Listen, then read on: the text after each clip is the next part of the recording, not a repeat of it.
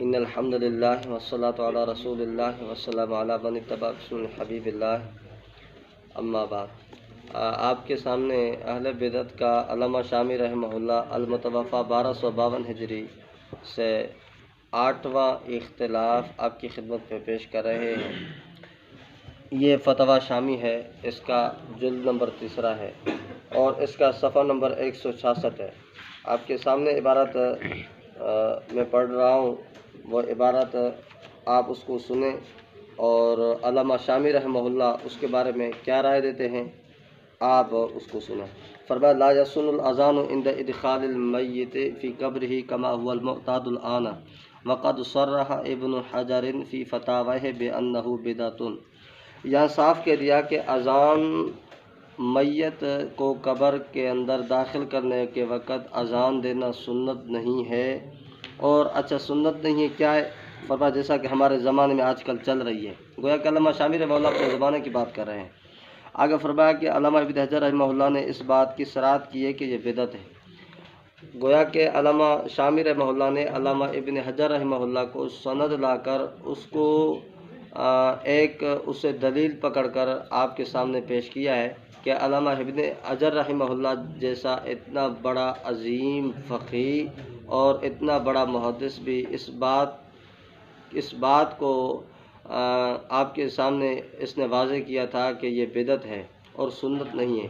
آج کل آپ اہل بدعت کو دیکھیں گے، وہ قبور پر جب میت کو دفن کرتے ہیں اس کے بعد قبر کے پاس ٹھہر کر اذان دیتے ہیں، اس کو دین کا نام دیا جاتا ہے اور ثواب کی گویا کہ ایک امید سمجھی جاتی ہے۔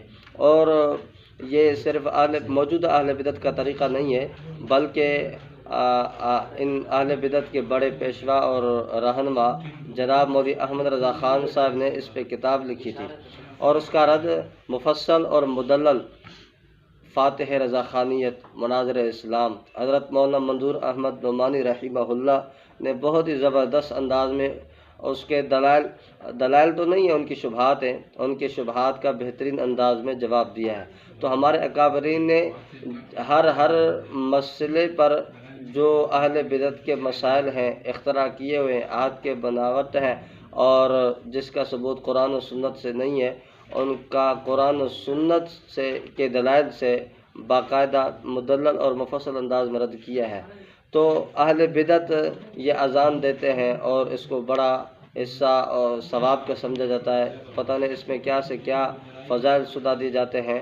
آج کل تو اس پہ بہت ساری لمبی تقریریں ہوتی ہیں کہ جی یہ ہے یہ ہے یہ ہے۔ ایک مولوی صاحب کی میں تقریر سن رہا تھا، اس نے بہت عجیب و غریب دلیل دی۔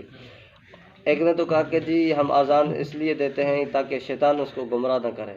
حالانکہ شیطان کی گمراہی کا تعلق تو عالم دنیا کے ساتھ ہوتا ہے، جب بندہ مر جاتا ہے مرنے کے بعد تو اس کا تعلق رہتا ہی نہیں، چونکہ وہ عالم برزخ کے اندر چلا جاتا ہے اور عالم برزخ کے اندر شیطان آ کے اس کو گمراہ کرے تو پھر یہ کیا مطلب ہے کہ یعنی شیطان عالم برزخ میں بھی ساتھ ہوتا ہے، جبکہ عالم برزخ سے دارالجزا شروع ہوتا ہے۔